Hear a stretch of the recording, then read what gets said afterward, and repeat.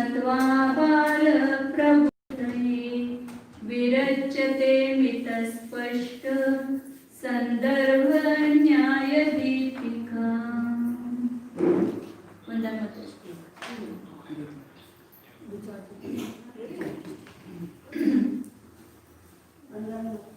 श्री अभिनव धर्मभूषण याची विरचित न्यायदीपिका है।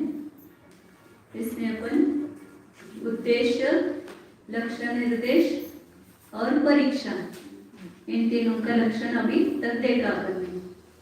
और उस लक्षण के लक्षण करते समय उसका जो असाधारण धर्मवचन लक्षण का लक्षण किया है, किन्होंने किया है? नैयायिकों ने किया है।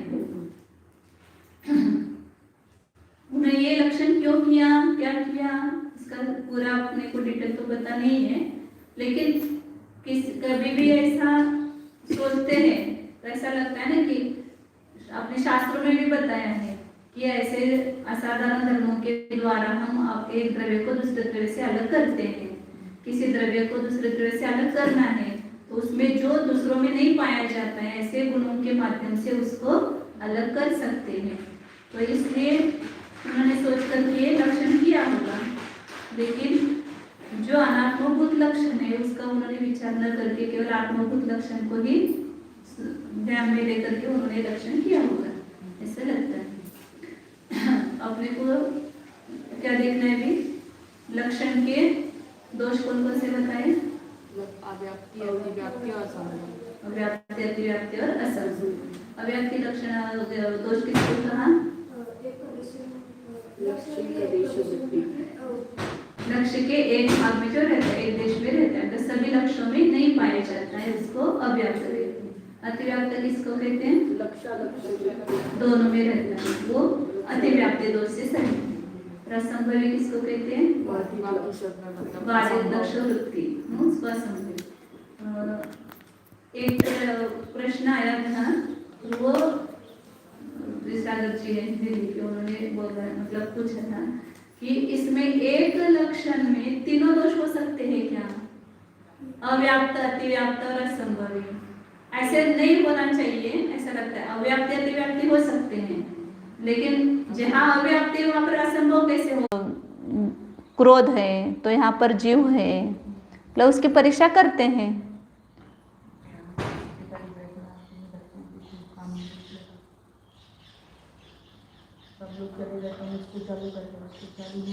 चलो ठीक है, आगे चलो। प्रमाणयोः अपि उद्देश्य सूत्रे एव कृतः।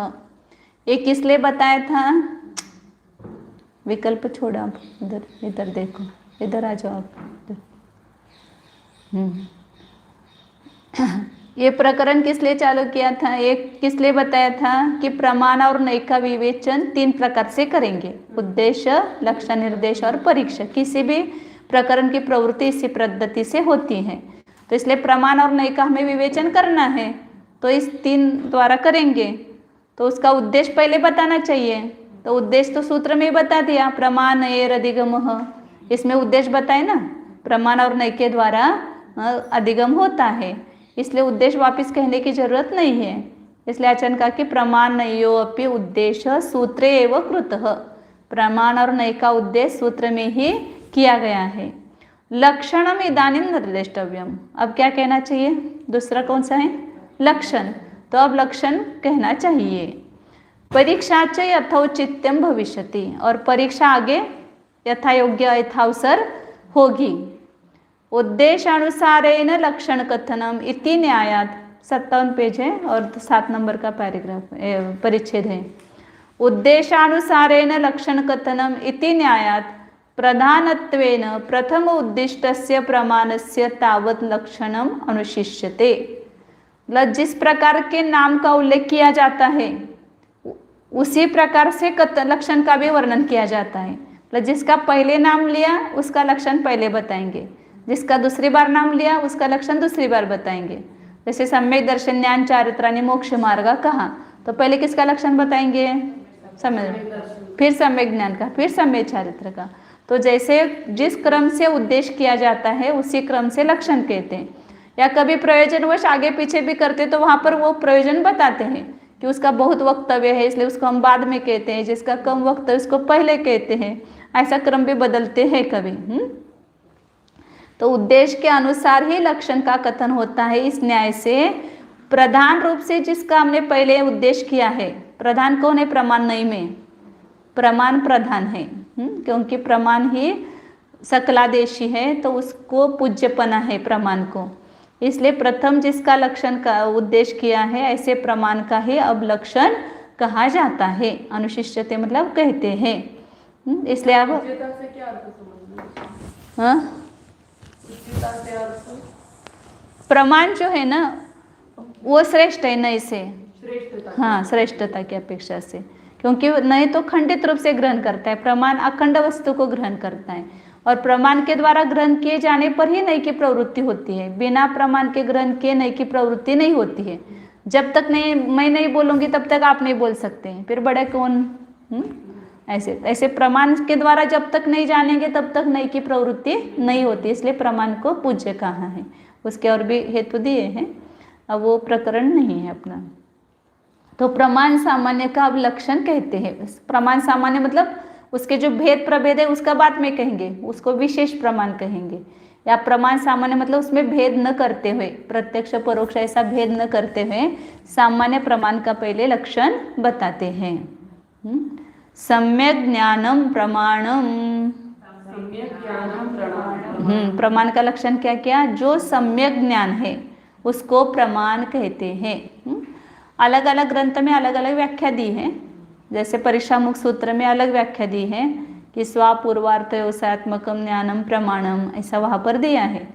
भाव एक ही है यहाँ पर, वो जो ज्ञान है वो स्वापूर्वार्थ व्यवसाय वाला ही है। ये सम्यक ज्ञान जो कहा है वह स्व और अपूर्वार्थ को जानने वाला ही है। इसलिए हाँ नहीं, पूर्ण ज्ञान माने सम्यक ज्ञान को ही प्रमाण कहते हैं। सम्यक ज्ञान मतलब कैसे, उसका खुलासा अब आगे करने वाले। वस्तु जैसी है उसी प्रकार से उस वस्तु का ज्ञान होना वो सम्यक ज्ञान कहलाता है और वही प्रमाण है। प्रमाण के द्वारा ही उस वस्तु को यथार्थ जाना जाता है। तो वस्तु का जो सम्यक ज्ञान है उसको ही क्या कहते हैं, प्रमाण कहते हैं। यहाँ पर प्रमाण का लक्षण किया जा रहा है ना, इसलिए प्रमाण क्या हो गया, लक्ष्य, और उसका लक्षण क्या हो गया, सम्यक ज्ञान। अब इन दोनों का भी वाच्य एक ही है। जिसको प्रमाण के, जिस ज्ञान पर्याय को प्रमाण कहा उस ज्ञान पर्याय को ही सम्यक ज्ञान कहा। जिस ज्ञान पर्याय को सम्यक ज्ञान कहा है उसी ज्ञान पर्याय को प्रमाण शब्द के द्वारा कहा गया है। लक्ष्य और लक्षण का वाच्य अलग नहीं है। प्रमाण क्या है यहाँ पर, लक्ष्य, उसका लक्षण कर रहे हैं और उसका लक्षण क्या किया, सम्यक ज्ञान मतलब यथार्थ ज्ञान, सच्चा ज्ञान। अब वो सम्यक पद से आगे उसका वर्णन करेंगे कि संशय पर अनाद्यवसाय से रहित ज्ञान वह सम्यक ज्ञान कहलाता है। गोह इव अत्र प्रमाणम लक्ष्यम सम्यक ज्ञानत्वम तस्य लक्षणम। यहाँ पर लक्ष्य लक्षण संबंध है ना।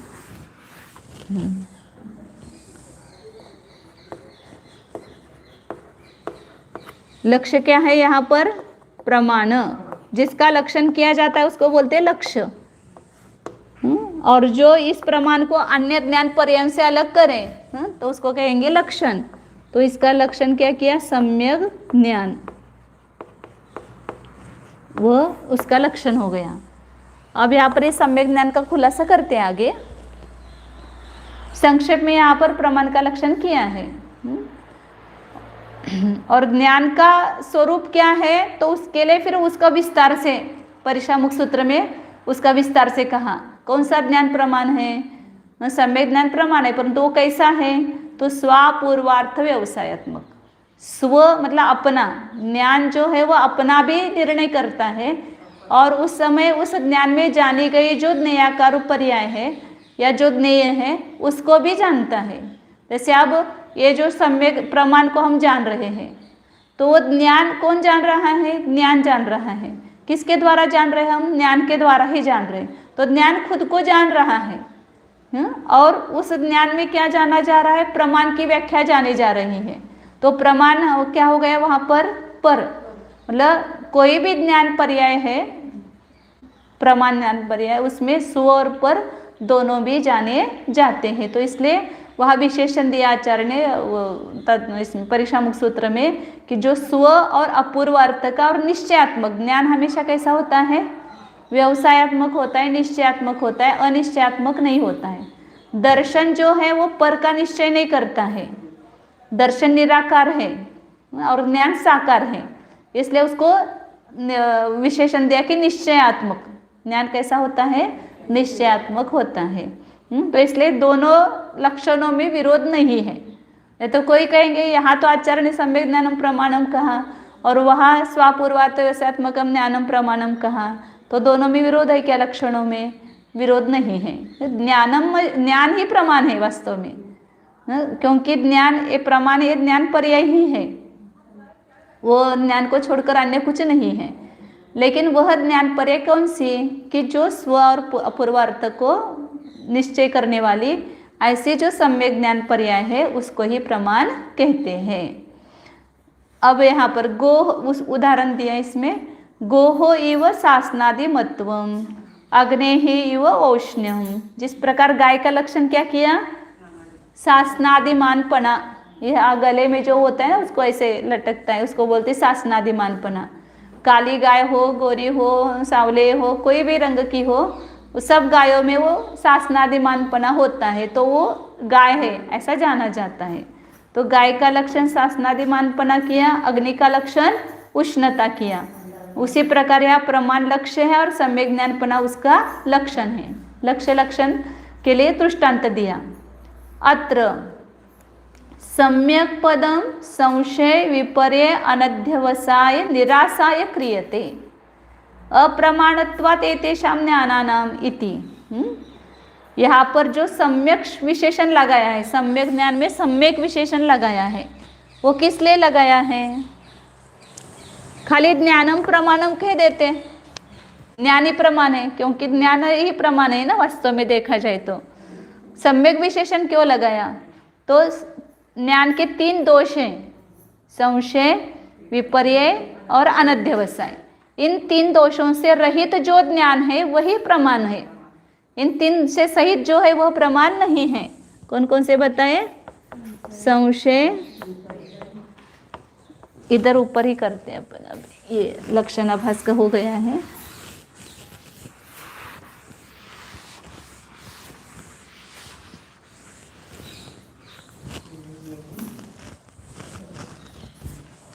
तीन दोष बताएं, संशय,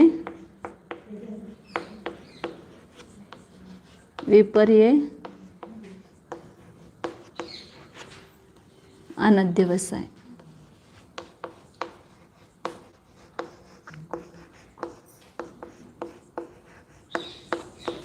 इन 3 दोषों से रहित जो ज्ञान है वह प्रमाण है।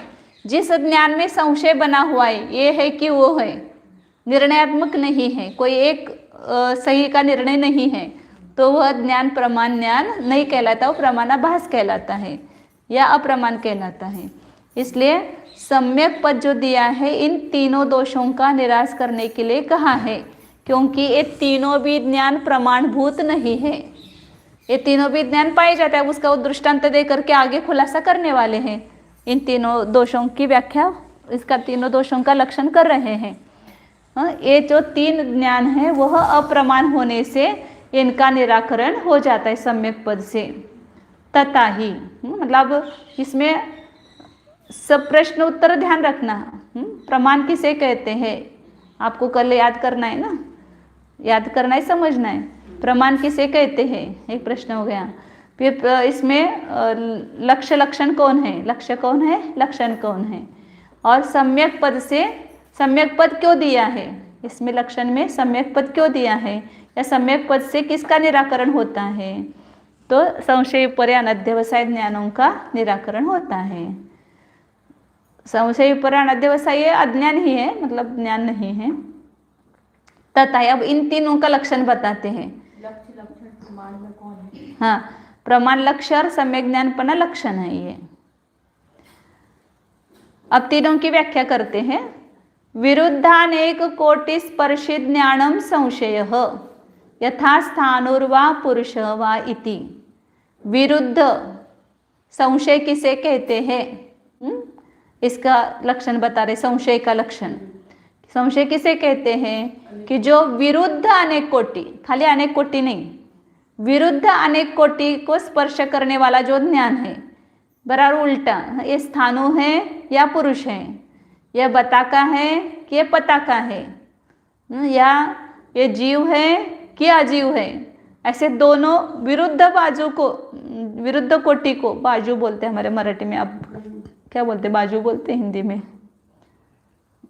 साइड, इंग्लिश में बोलते हैं ना दोनों साइड, मतलब विरुद्ध पास। हाँ, उसके मन में जो है वो दोनों तरफ का ये चल रहा है संशय कि ये कि वो है, वो दोनों बराबर विरुद्ध है।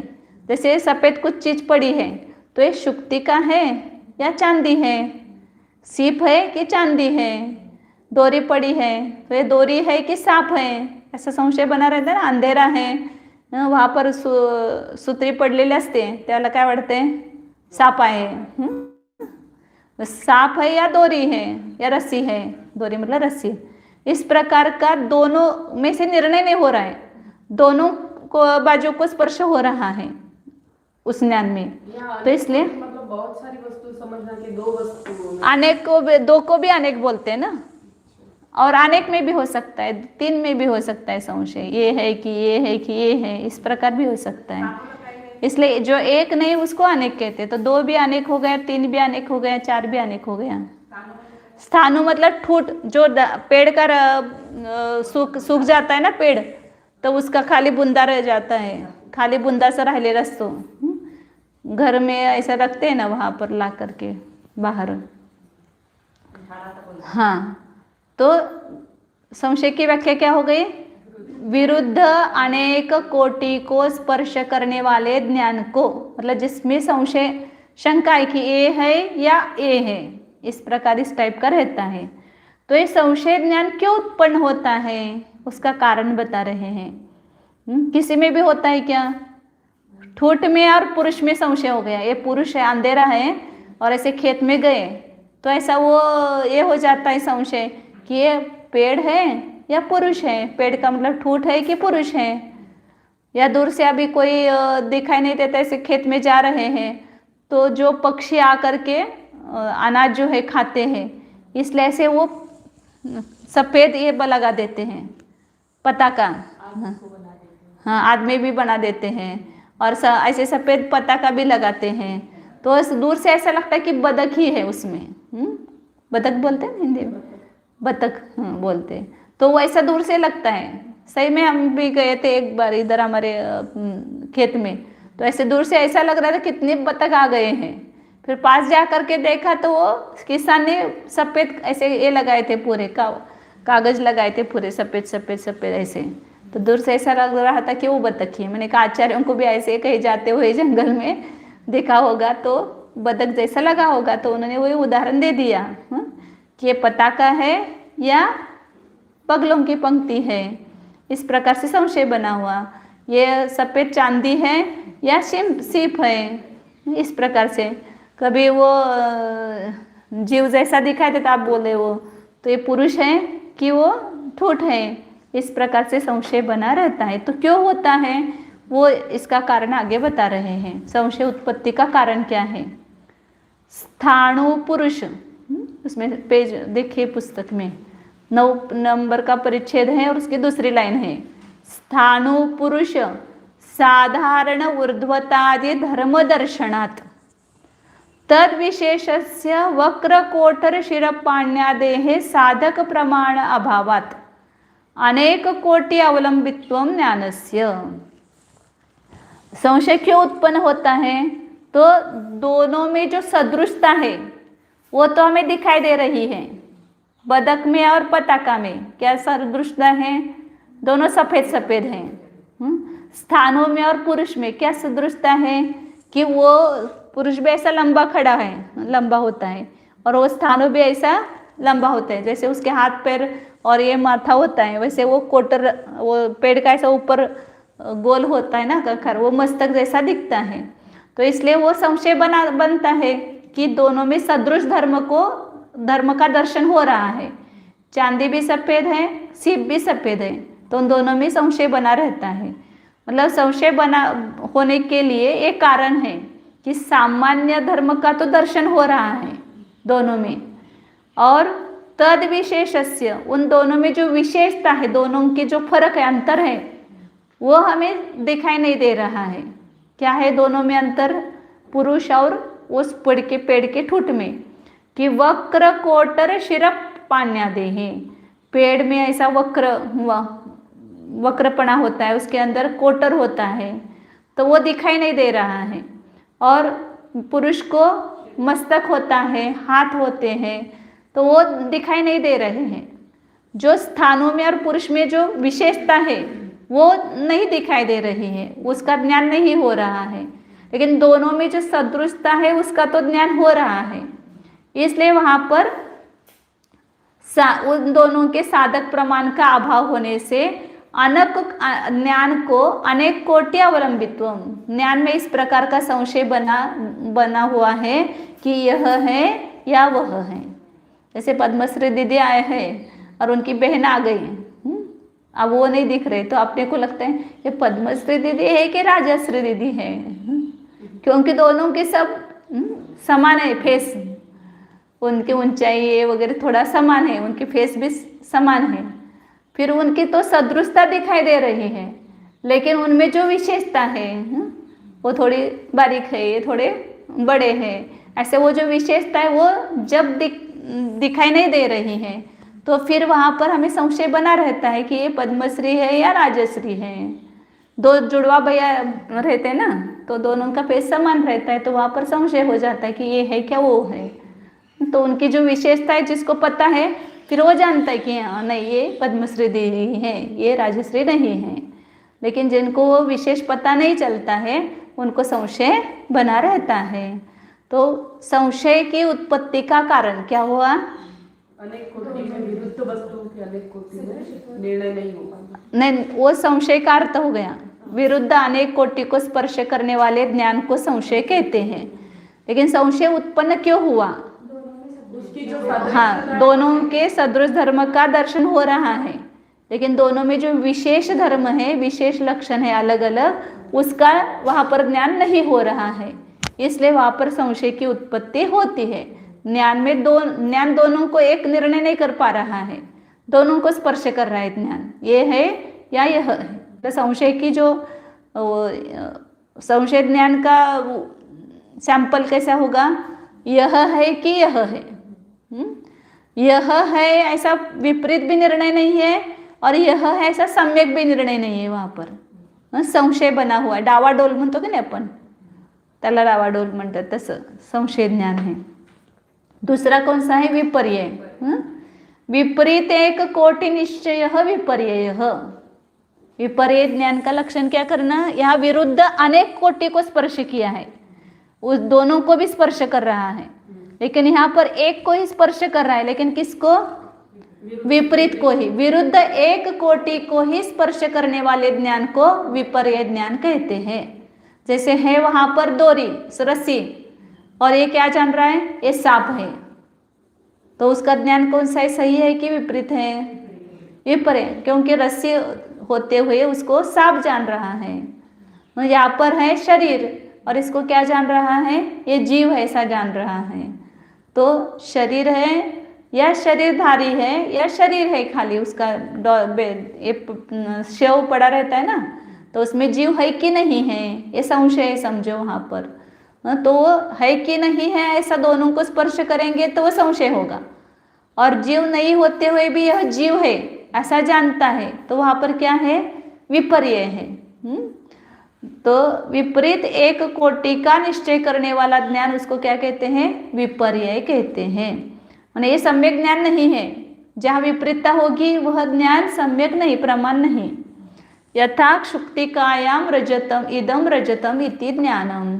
जिस प्रकार सीप में यह चांदी है ऐसा ज्ञान होना. सीप है वहाँ पर, लेकिन उसका ज्ञान क्या हो रहा है? यह चांदी है, इस प्रकार का ज्ञान हो रहा है. तो वह कौन सा ज्ञान है? कौन सा ज्ञान है? विपरीत चांदी सीप को चांदी जानना, विपर्य ज्ञान। चांदी है कि सीप है, ऐसा यदि डावाडोल ज्ञान है, दोनों को स्पर्श कर रहा है तो वो संशय। लेकिन विपरीत एक को है निर्णय कर रहा है तो वह दूसरा हो गया, ये विपर्य हो गया। विरुद्ध अनेक कोटि को स्पर्श करने वाला वह अनेक का और एक का, ये दोनों अंतर है इसमें। यहाँ पर क्या बताया? विरुद्ध अनेक कोटि को स्पर्श कर रहा है, माने दोनों तरफ उसका ये है कोटि को स्पर्श करने वाला ज्ञान है। और यहाँ पर विरुद्ध एक कोटि को स्पर्श कर रहा है। एक निर्णय है लेकिन छोटा निर्णय है, इसमें निर्णय है लेकिन कैसा निर्णय है? उल्टा निर्णय है। इसमें तो निर्णय ही नहीं है, इसमें यह है कि यह है, इस प्रकार का उसको संशय बना हुआ है। जिस प्रकार यथा शुक्तिकायाम इदम रजतम इति ज्ञानम, ये विपर्य ज्ञान भी क्यों उत्पन्न हुआ? तो उसका भी कारण यही है कि वहाँ पर सादृश्यादि अत्रापि सादृश्यादि निमित्तवशात शुक्ति विपरीते रजते,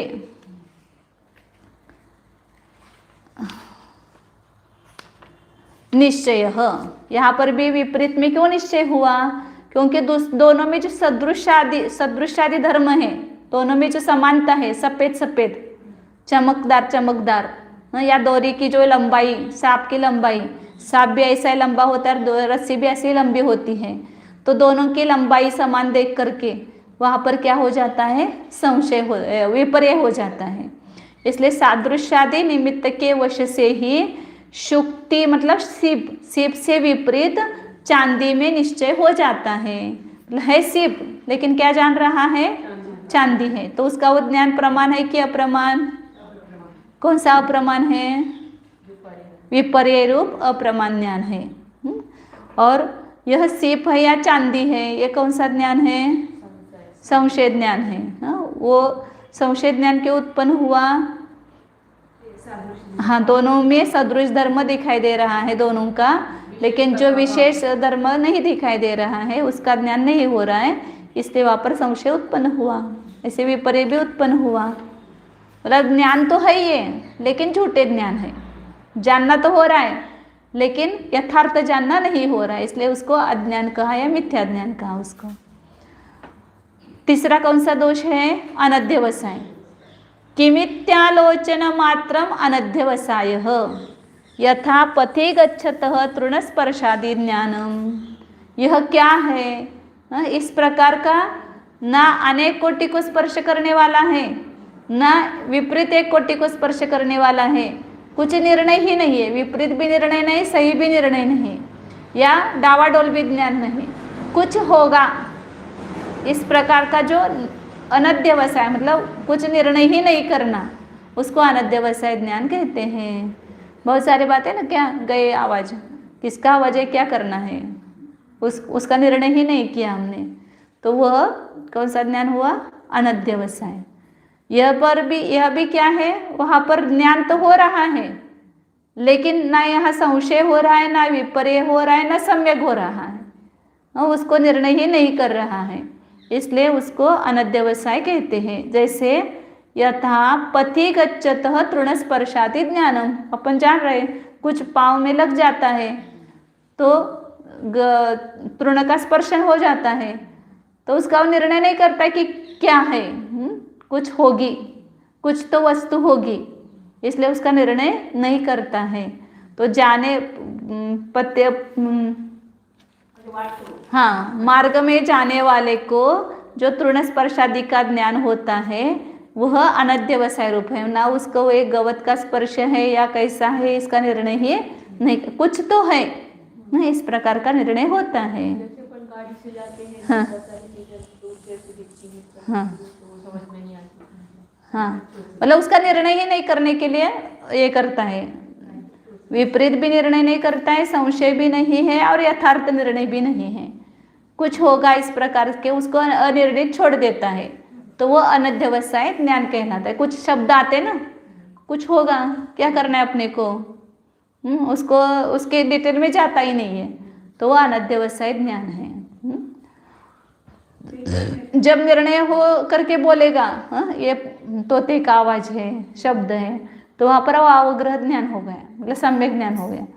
लेकिन जहाँ पर निर्णय ही नहीं करता है, शब्द तो सुनाई दिया सामान्य, लेकिन उसका निर्णय नहीं किया, हाँ क्या शब्द है, किसका है, इसका निर्णय ही नहीं किया, तो वो अनध्यवसाय रूप ज्ञान बन होता है। एक प्रश्न येते, बलराम आहे ना, मग ते कृष्णाला खांद्यावर घालून फिरत होता, शाही समदृष्टी होता, मग त्यावेळी ते फिरत होता ना, त्यावेळी ते विपरीत ज्ञान उत्पन्न झालं, त्यावेळी कसं काय झालं? वो मोह के कारण, मोहेन संवृतम ज्ञानम स्वभावम लभते नहीं, ऐसा मतलब ना, चारित्र होने का इतना तीव्र उदय था उनका कि वो श होते हुए भी वहाँ पर उसका वो अप्रमाण ज्ञान हो रहा है, लेकिन प्रयोजनभूत वस्तु के बारे में वह अप्रमाणता नहीं है, इसलिए उसको मिथ्या ज्ञान नहीं कहेंगे। लेकिन उस अपेक्षा से देखेंगे तो वो मिथ्या ज्ञान है, मतलब व्यवहारिक की अपेक्षा से देखेंगे तो।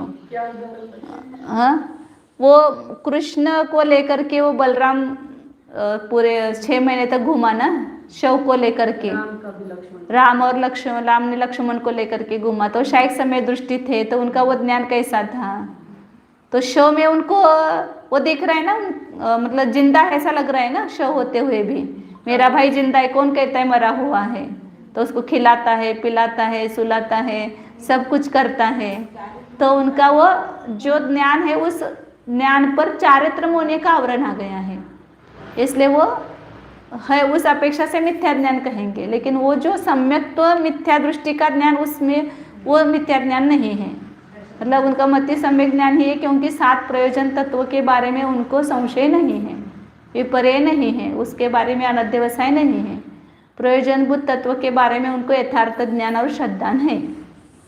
जैसे हमें सम्यक ज्ञान है ना, मतलब जैसे सम्यक ज्ञान है, और उसकी वजह से कुछ भी चीज तुमसे है तो वो तो तुमसे तो कैसे समझ में नहीं आएगी, कैसे निर्णय करेंगे? कौन सा? जैसे मुझे ज्ञान तो सही है कि सीप को सीप बोलते हैं और चांदी को चांदी बोलते हैं, लेकिन दूर है, वो दूरी पे है, तो उसका निर्णय नहीं हो सकता ना। तो दूरी पर है तो अपनी इंद्रिय गोचर नहीं है, हम तो इंद्रिय के जितना विषय मर्यादित है वो उसी को जानते हैं, तो इसलिए निर्णय नहीं कर रहे उसका, तो वो अनिर्णित है ना ज्ञान उतना। लेकिन ये संसार से देखने में तो क्या है, सीप को चांदी हम जानते हैं। हाँ नहीं, आप जानते, लेकिन उस बारे में आपको हो रहा है ना, सीप गिरी हुई है और वो चांदी है कि सीप है, इसका आपको निर्णय नहीं है, तो वो अप्रमाण ज्ञान ही कहलाएगा वह। और ये सब उदाहरण है, दृष्टांत है। नहीं हो रहा है, पर यहाँ पर उदाहरण जो उसको इंद्रिय गोचर हो रही है उसका बताएं। और ये दृष्टांत है एक, ये तो अपने को यहाँ अपने 7 तत्वों के निर्णय में लगाना है कि कोई जीव है तो किसको जीव कहते हैं, जो चैतन्य स्वरूप है वह जीव है, उसमें यदि आपको लगता है कि चैतन्य स्वरूप जीव है कि जो ये शरीर वाला जीव है, ऐसा है तो वो आपका संशय ज्ञान है, अभी आपने जीव का निर्णय नहीं किया तो वो मिथ्या ज्ञान है। हाँ, या शरीर को ही जीव मान रहे हो तो वो विपरीत ज्ञान है, या जीव कुछ होगा उसका निर्णय नहीं कर रहे हैं आप, तो वो अनध्यवसाय ज्ञान होगा।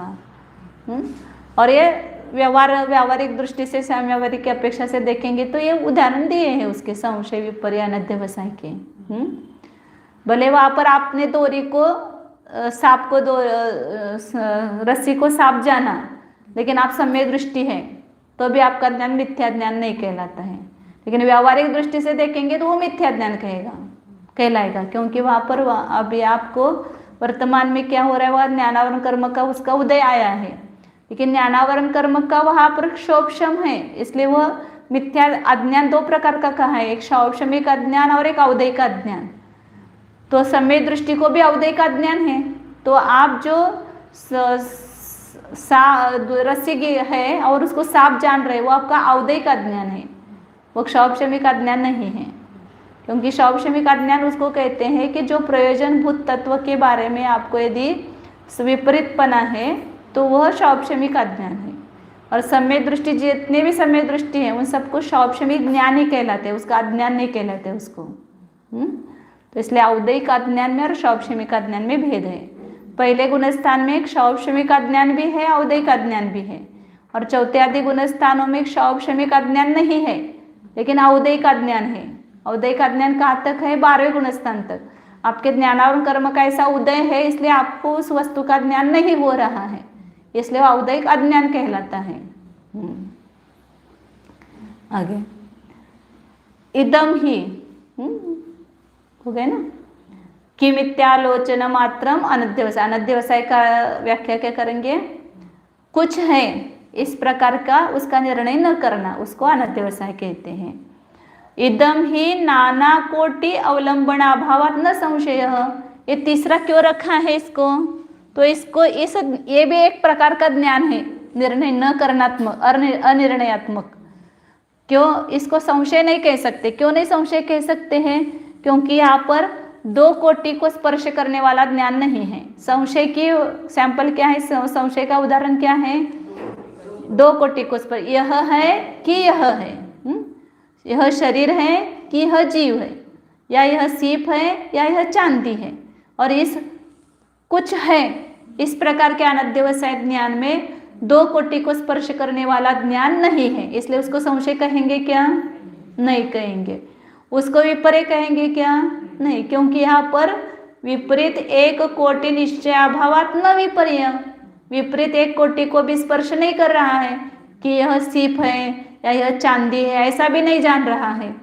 वो तो कुछ है ऐसा प्रकार के अनिर्णित छोड़ रहा है, उसको कुछ पड़ा होगा, क्या करना है अपने को, उसका निर्णय करने का ये प्रयत्न नहीं करता है, तो वह निर्णयात्मक ज्ञान है। इसलिए वह ज्ञान न संशय रूप है न विपर्य रूप है। इति पृथक एव, इसलिए यह एक अलग पद्धति का ही ज्ञान है। ये संशय अलग है, विपर्य अलग है और अनध्यवसाय, ये तीनों प्रकार के मिथ्या ज्ञान होते हैं, ज्ञान के दोष हैं। तीनों का क्या उदाहरण दिया? एक ही ले लो कि सीप पड़ी है, तो वहाँ पर ज्ञान हुआ कि यह सीप है या चांदी है, वो कौन सा ज्ञान हुआ? संशय। और उस सीप को ही चांदी है ऐसा निर्णय आपने कर लिया, तो क्या हो गया? विपर्य हो गया। और कुछ गिरा है ऐसा ज्ञान हुआ, तो क्या हो गया? अनध्यवसाय हो गया। ये 3 प्रकार के दोष जहाँ पर है वो सम्यक ज्ञान नहीं है, और इसलिए सम्यक ज्ञान नहीं है तो उसको प्रमाण ज्ञान नहीं कहा है। इसको संशय, विभ्रम और मोह, हाँ ऐसा भी कहते हैं। हाँ, विभ्रम मतलब अनध्यवसाय। आगे एतानि च स्वविषय प्रमिति जनकत्व अभावात अप्रमाणानि ज्ञानानि भवन्ति, सम्यक ज्ञानानि तो न भवन्ति इति सम्यक पदेन विदस्यन्ते। इसको सम्यक ज्ञान क्यों नहीं कहते हैं? तो उसका कारण बताया कि ये ज्ञान अपने विषय की प्रमिति को उत्पन्न करने पने का अभाव होने से अप्रमाणानि ज्ञानानि भवन्ति। ये ज्ञान तीनों भी कैसे है? अप्रमाण है। क्यों अप्रमाण है? तो प्रमाण की उत्पत्ति की है कि जो ज्ञान अपने विषय के प्रति ज्ञान मतलब उत्पन्न करता है वो प्रमाण है। और यहाँ पर अपने विषय का ज्ञान हो रहा है क्या? वो सीप गिरी है, उसका यह सीप है ऐसा ज्ञान हो रहा है क्या? यह सीप है या चांदी है ऐसा ज्ञान हो रहा है, या सीप को यह चांदी ही है ऐसा ज्ञान हो रहा है, या एक कुछ है ऐसा ज्ञान हो रहा है, तो वहाँ पर सम्यक निर्णय नहीं हो रहा है। इसलिए ये तीनों भी ज्ञान अपने विषय रूपी प्रमिति का अर्थ होता है कि जानना, जो अज्ञान की निवृत्ति। प्रमिति किसको बोलते हैं? अज्ञान दूर होना। किसी भी वस्तु, अभी हमने वो मोबाइल है तो यह मोबाइल है हमें पता नहीं है, तो ये कोई डबड़ा या ये कोई है चीज ऐसा। प्रमिति का अर्थ होता है ज्ञान का फल, और अज्ञान निवृत्ति कहते हैं उसको, प्रमिति को। मतलब किसी भी विषय के बारे में अज्ञान की निवृत्ति होना, ये उस ज्ञान का फल है और उसको ही प्रमिति कहते हैं। प्रमिति ये शब्द है, आपको नया मतलब ये प्रमिति किसको कहना? प्रमाण के फल को। अभी तीनों आने वाले सब आगे, इसलिए मैंने आगे खुलासा करेंगे। प्रमिति ये क्या है? प्रमाण का फल है। मतलब जब किसी भी वस्तु के बारे में हम जानते हैं तो उसके बारे में अज्ञान दूर होता है हमारा। अज्ञान निवृत्ति उसको बोलते हैं। प्रमाण का फल प्रमिति क्या है? अज्ञान निवृत्ति रूप। मतलब अभी आपको प्रमाण किसको कहता है ये पता नहीं था पहले, अभी आपको पता चला कि प्रमाण किसको कहते हैं, सम्यक ज्ञान को प्रमाण कहते हैं। तो इसके पहले आपको क्या था? एक तो अनध्यवसाय ही था, आपने निर्णय ही नहीं किया था, समझो तो अनध्यवसाय था। कोई निर्णय करने के लिए जाता है, लेकिन कोई ऐसा कहते हैं अन्य न्यायिक लोग कि सन्निकर्ष कोई प्रमाण कहते हैं, कोई कहते हैं कि प्रमाण साकल्य ही प्रमाण है। तो उसमें संशय बना रहता है कि ये सही है या ये सही है, तो वह संशय बना हुआ है। या उल्टा ही जानता है, सन्निकर्ष कोई प्रमाण जानता है, तो विपर्ययपना है। तो ये तीनों जहाँ होंगे तो प्रमाण के बारे में आपने अभी जाना कि सम्यक ज्ञान ही प्रमाण है, कि जिसमें संशय विपर्यय अनध्यवसाय नहीं होता है, ऐसे ज्ञान को प्रमाण ज्ञान कहा है। तो आपको क्या हो गया? अभी प्रमिति हो गई, इसको बोलते प्रमिति। मतलब उस प्रमाण के बारे में जो अज्ञान था वो दूर हो गया, तो आपको फल मिल गया। जो आपने जाना उसका फल आपको मिल गया कि उसके बारे में अज्ञान दूर हुआ। सब हम जानते किस लिए हैं? अपना अज्ञान दूर करने के लिए ना। अभी आपको न्याय पढ़ना है, क्यों? मतलब न्याय के बारे में जो अपने अज्ञान है उसकी निवृत्ति करना है, वकील बनने के लिए नहीं है। ये न्याय नहीं है वकील का। तो अज्ञान की निवृत्ति होना यही आपका प्रयोजन है ना। तो आपने जान लिया न्याय को, तो आपकी अज्ञान निवृत्ति हो गई, तो आपको उसका फल मिल गया, उसको बोलते प्रमिति। प्रमाण का जो फल है मतलब अज्ञान दूर होना, ये जिसको प्राप्त हो गया उसको बोलते प्रमिति। तो प्रमाण ज्ञान जो है वो अपने विषय के बारे में जो प्रमिति है उसको उत्पन्न करने में समर्थ है, तो वो प्रमाण ज्ञान है। और वही प्रमिति उत्पन्न करने में जो समर्थ नहीं है तो प्रमाण ज्ञान नहीं है। तो इसलिए कहा कि एतानि च स्व विषय प्रमिति जनकत्व अभावात अप्रमाणानि ज्ञानानि भवन्ति। ये तीनों भी अप्रमाण है, ये प्रमाण ज्ञान नहीं है। संशय उपरण अध्यवसाय क्यों नहीं है? इसका हेतु अलका दे दिए, क्यों नहीं है? प्रमाण क्यों नहीं है? हाँ, वो अपने विषय का निर्णय नहीं करा, प्रमिति उत्पन्न करने में वह समर्थ नहीं है। इसके द्वारा अपने विषय के बारे में प्रमिति उत्पन्न नहीं होती है, अज्ञान निवृत्ति नहीं होती है, अज्ञान की निवृत्ति करने के साथ समर्थ नहीं है। प्रमिति मतलब ही अज्ञान निवृत्ति कहो, फल कहो प्रमाण का। तो इसलिए उन्होंने दिया ना, अपने विषय की प्रमिति को उत्पन्न करने पने का अभाव होने से ये अप्रमाण ज्ञान है, ये प्रमाण ज्ञान नहीं है। सम्यक ज्ञानानि तु न भवन्ति, इसलिए वो सम्यक ज्ञान नहीं है। तीनों भी संशय विपर्यय अनध्यवसाय ये सम्यक ज्ञान नहीं है। इसलिए इन तीनों से रहित जो ज्ञान है वही प्रमाण है, वही सम्यक ज्ञान प्रमाण है। तो प्रमाण का लक्षण क्या किया? इधर इधर ध्यान देना। प्रमाण का लक्षण क्या किया? सम्यक ज्ञान प्रमाण। काय केलं मंगला? प्रमाणाचं लक्षण काय केलं? ते लोकांच्याकडे बघायचं नाही आपण, आपला काय चाललंय ते बघायचं, त्याचा निर्णय करायचा नाही, ह्या प्रमाणाचा निर्णय करायचा है। सम्यक ज्ञान को प्रमाण कहते हैं। तो उस सम्यक पद क्यों रखा है? तो उसका एक खुलासा किया। हाँ, संशय विपर्यय और अनध्यवसाय से रहित जो ज्ञान है वो प्रमाण है, ये बताने के लिए वहाँ पर सम्यक पद रखा है। फिर उसमें ये 3 प्रश्न हुए, संशय किसे कहते हैं, विपर्यय किसे कहते हैं और अनध्यवसाय कैसे हैं। और ये तीनों ज्ञान अप्रमाण है। क्यों अप्रमाण है? इसका कारण अपने विषय के प्रमिति को उत्पन्न करने में समर्थ नहीं है, प्रमिति को उत्पन्न नहीं करते हैं, इसलिए उसको प्रमाण ज्ञान नहीं कहा है। जो चीज़ है वो फटाफट लिख लेना उसको। ये आपको उसमें पुस्तक में नहीं मिलेगा, मतलब वो जो प्रश्नोत्तर के हैं ना उसमें के तीनों संशय पर अनध्यवसाय तीनों को भी अप्रमाण कहा। क्यों कहा? इन तीनों को अप्रमाण क्यों कहा है? क्योंकि ये अपने विषय के प्रति प्रमिति को उत्पन्न नहीं करते हैं। प्रमिति मतलब क्या? अज्ञान निवृत्ति, अपने विषय में अज्ञान निवृत्ति करने में असमर्थ है। क्योंकि अज्ञान दूर नहीं हो रहा है ना इससे।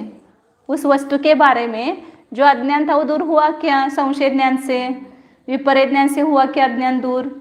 अनध्यवसाय ज्ञान से, तीनों से निर्णय नहीं हो रहा है ना, इसलिए अप्रमाण है। तो कौन सा ज्ञान प्रमाण है? कि जो प्रमिति को उत्पन्न करता है, अज्ञान निवृत्ति करता है, वही ज्ञान प्रमाण है।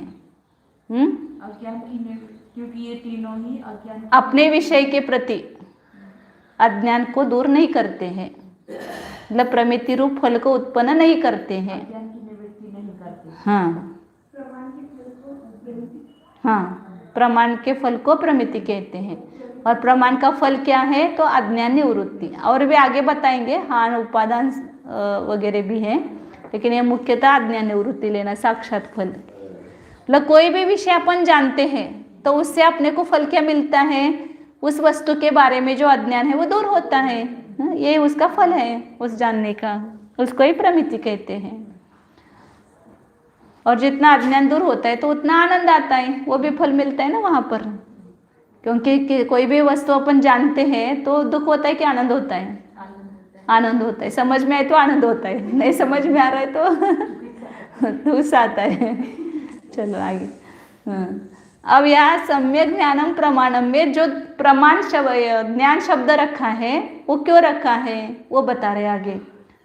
सम्यक शब्द क्यों रखा? तो तीनों को दूर करने के लिए। अब ज्ञान पद क्यों रखा है? तो ज्ञान पदेन प्रमातु प्रमिते च व्यावृत्ति ही। ज्ञान पद से क्या होता है? दो की व्यावृत्ति होती है, प्रमाता। अब यहाँ पर अपने को 4 बात जानना है तो वो समझ में आएगा।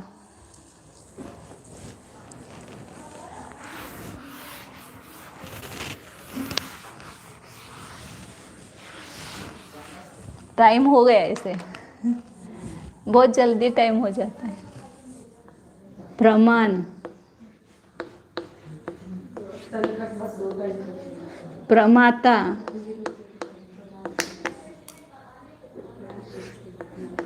प्रमिति और प्रमेय, ऐसे 4 शब्द आते हैं। प्रमाण है वह साधन है,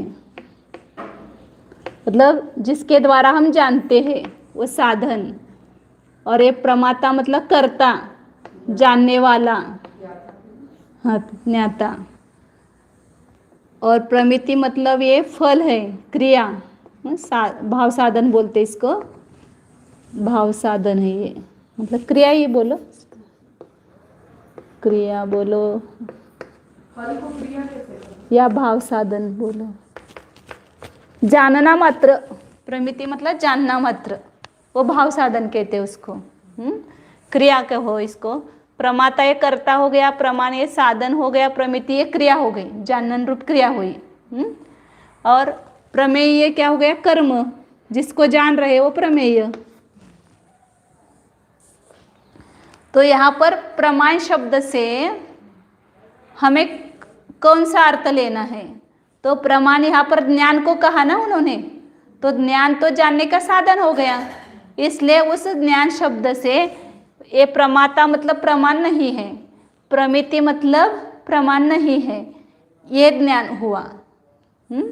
सम्यक ज्ञान प्रमाण है ऐसा कहा ना, तो ज्ञान को प्रमाण कहा यहाँ पर। ज्ञाता को प्रमाण कहा क्या? नहीं कहा। या जानना रूप जो क्रिया है उसको प्रमाण कहा क्या? नहीं कहा। इसलिए ज्ञान शब्द रखने से प्रमाता भी प्रमाण नहीं है और प्रमिति भी प्रमाण नहीं है, इन दोनों का भी क्या हो गया? निराकरण हुआ। क्योंकि जब अपन उत्पत्ति करेंगे प्रमाण शब्द की, वो 3 प्रकार से उत्पत्ति होगी। उसकी उत्पत्ति मतलब शब्द जो निर्माण हुआ है कैसे हुआ है, तो 3 प्रकार से उसकी उत्पत्ति होती है। जो कर्तृ साधन, करण साधन और भाव साधन, ऐसे 3 प्रकार से शब्द की उत्पत्ति होती है ना। ऐसे 6 कारकों से होती है शब्द की उत्पत्ति, और एक क्रिया से, कि जैसे अब प्रमिति प्रमाण शब्द है तो जानना मात्र, प्रमिति मात्रम प्रमाणम, या जो प्रमिनोति, जो प्रमाण करता है मतलब जानता है, वह उसको भी प्रमाण कहते हैं। और येन प्रमीयते तत्प्रमाणम, उसको अभी यह थोड़ा सा आपको व्याकरण समझ में आएगा, संस्कृत तब ये समझ में आएगा जल्दी कि जो जानने का कार्य करता है हाँ वो प्रमाण है। हाँ जो जानने का साधन है वो प्रमाण है। हाँ, मतलब अब जैसे प्रमाण शब्द से तीनों भी कहे जा सकते हैं, प्रमाण, प्रमाता, प्रमिति। जिसके द्वारा जाना जाता है उसको कहते हैं प्रमाण। जिसके द्वारा है ना, जो जानता है वह, हाँ, जो जानता है वह जो जाना का है वह प्रमाण है। ऐसा हमने व्युत्पत्ति की तो प्रमाण शब्द का अर्थ प्रमाता होता है, और जिसके द्वारा जाना जाता है वह प्रमाण है, ऐसा अर्थ किया तो उसका प्रमाण मतलब ज्ञान होता है, ये साधन होता है, ये कर्ता होता है। और जानना मात्र प्रमिति है। जानना मात्र क्रिया, इसको भाव साधन बोलते हैं। नेप्ति मात्र, दृश्य मात्र दर्शन है, नेप्ति मात्र ज्ञान है, ऐसा कहा तो वो जानना मात्र प्रमाण, ऐसा कहा। तो इस प्रमाण, एक प्रमाण शब्द के ही तीन अर्थ हो सकते हैं। प्रमाण शब्द के तीन प्रकार से उत्पत्ति हो सकती है। जिसके द्वारा जाना जाता है उसको भी प्रमाण कहते हैं, जो जानता है उसको भी प्रमाण कहते हैं, जानना मात्र है उसको भी प्रमाण कहते हैं। लेकिन यहाँ पर आचार्य ने ज्ञान शब्द रखा है, इससे ये दोनों अर्थ नहीं ग्रहण करना, ऐसा हो गया। क्योंकि ज्ञान जो है, ज्ञान के द्वारा जाना जाता है तो साधन रूप लेना है। सम्यक ज्ञान शब्द से हमें यहाँ पर कौन सा अर्थ ग्रहण करना है? करण रूप अर्थ ग्रहण करना है। ये कर्ता रूप या प्रमिति रूप अर्थ नहीं ग्रहण करना है, इसका ज्ञान हो जाता है। सम्यक से संशय पर अनध्यवसाय से रहित ज्ञान लेना है, और ज्ञान शब्द से प्रमाता और प्रमिति की व्यावृत्ति हो जाती है। मतलब उसको प्रमाण यहाँ पर नहीं कहना चाह रहे आचार्य, यहाँ पर साधन को ही प्रमाण कहना चाह रहे कि जिस ज्ञान के द्वारा हम जानते हैं वह ज्ञान ही प्रमाण है। ऐसा यहाँ पर प्रमाण शब्द का अर्थ ग्रहण करना है। तो इसलिए क्या, हाँ, तो ज्ञान पद से प्रमाता और प्रमिति इन दोनों का क्या हुआ? निराकरण हुआ है। इनको प्रमाण यहाँ नहीं कह रहे आचार्य, सम्यक ज्ञान में इनको नहीं ले रहे हैं। ये प्रमाता तो करता है और प्रमिति तो क्रिया है, उसको यहाँ पर प्रमाण शब्द के द्वारा हमें नहीं बताना है। तो अस्ति ही निर्दोषत्वेन तत्रापि सम्यक्त्वम न तो ज्ञानत्वम, क्योंकि सम्यकपना तो इनमें पाया जाता है, क्योंकि ये निर्दोष है। प्रमाता जानने वाला भी निर्दोष है और जानना रूप क्रिया है वो भी निर्दोष है। इसलिए इन दोनों में सम्यकपना तो है, लेकिन ये ज्ञान साधनपना नहीं है। ये कर्ता और ये क्रिया है, ये साधन नहीं है। इसलिए इन दोनों का यहाँ पर निराकरण हो जाता है। नहीं तो फिर यदि ज्ञान शब्द नहीं रखते तो इनको भी प्रमाण मानने का प्रसंग आ जाता। तो क्या हुआ? प्रमाण का लक्षण क्या है? प्रमाणम। तो सम्यक शब्द क्यों रखा है? अनध्यवसाय को दूर करने के लिए। और ज्ञान शब्द क्यों रखा है? प्रमाता और प्रमिति इसकी व्यावृत्ति करने के लिए। इसको प्रमाण नहीं कहते, प्रमाता और प्रमिति को, इसलिए वो प्रमाण शब्द का यह अर्थ नहीं लेना है। और भी उसके ऊपर शंका उठा करके आगे उत्तर दिया है, उसको कल देखते हैं।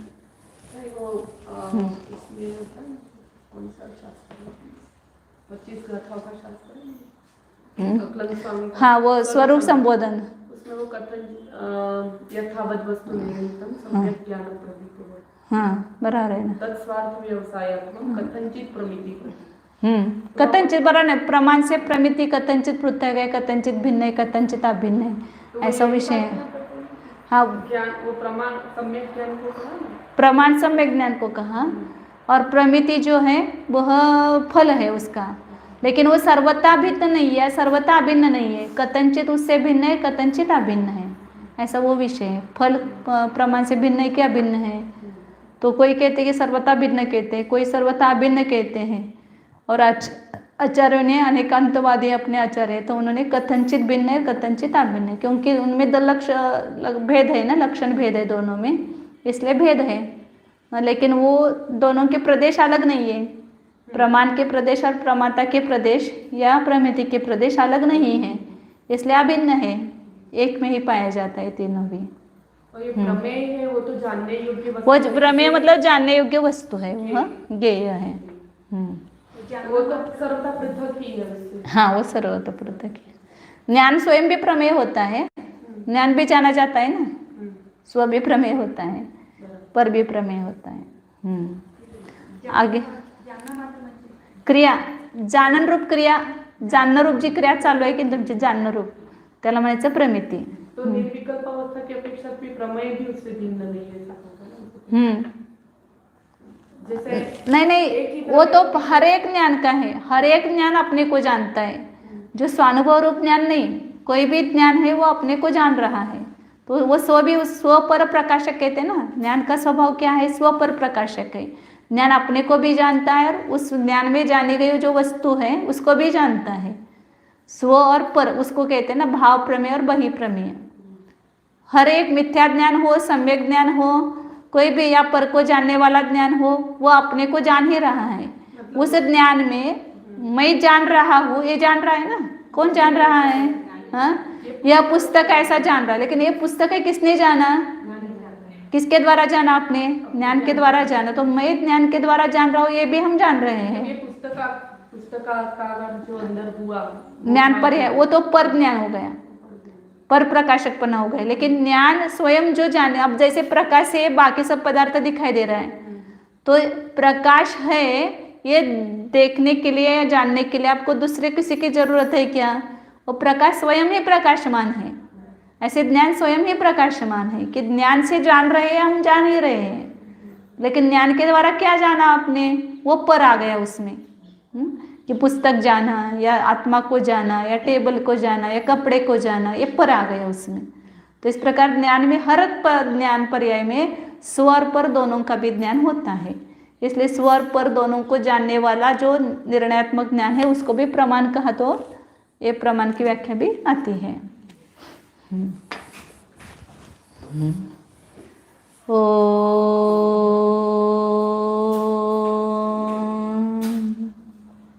जानिए, यह मैं शुद्ध चैतन्यमय जीव ही हूँ। अपने को जानिए, अपने साथ न्याय कीजिए, इसमें संशय नहीं, विपर्य नहीं, अनध्यवसाय नहीं, सम्यक ज्ञान कीजिए कि मैं शुद्ध चैतन्यमय जीव ही हूँ। अपने स्वानुभव प्रत्यक्ष प्रमाण ज्ञान के द्वारा जानिए। सम्यक ज्ञान को प्रमाण कहते हैं। जैसी वस्तु है उसका वैसा ही निर्णय करना, ये सम्यक ज्ञान है। जीव को जीव जानो, शरीर को शरीर जानो, अजीव जानो। निज को निज, पर को पर जान। मैं स्पर्श रस गंधवर्ण स्वरूप अनंत पुद्गल परमाणुओं का पिंड स्वरूप शरीर नहीं हूँ। मैं इससे भिन्न असंख्यात प्रदेशी चैतन्यमय जीव ही हूँ, चैतन्य की मूर्ति हूँ।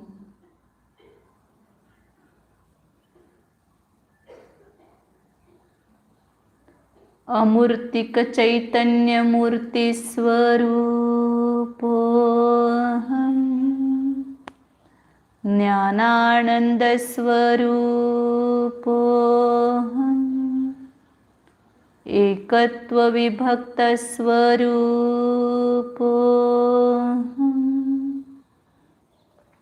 निर्मम स्वरूपोऽहम्।